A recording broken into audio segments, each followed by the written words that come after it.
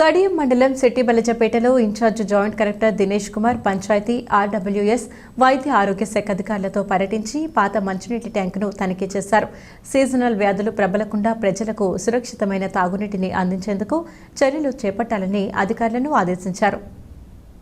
ఆయన మాట్లాడుతూ ప్రతి గ్రామంలో వాటర్ ట్యాంకులను పూర్తి స్థాయిలో శుభ్రం చేసి శుద్ధి చేసిన తాగునీటిని ప్రజలకు అందించే విధంగా ఆర్డబ్ల్యూఎస్ పంచాయతీ వైద్య ఆరోగ్య శాఖ అధికారులు సమన్వయంతో చర్యలు చేపట్టాలన్నారు.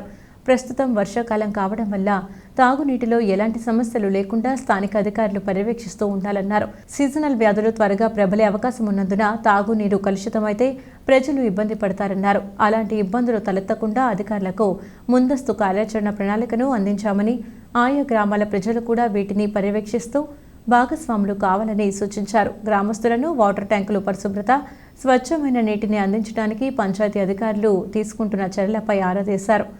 డిఎల్పిఓ ఎం నాగలత, ఎస్సీ బాలశంకర్, డిఏ శ్రీనివాసరావు, కడియం ఉప సర్పంచ్ వెలుగుబంటి నాని, తెదేపా నాయకుడు వనం సూరిబాబు, పంచాయతీ అధికారులు, సిబ్బంది పాల్గొన్నారు.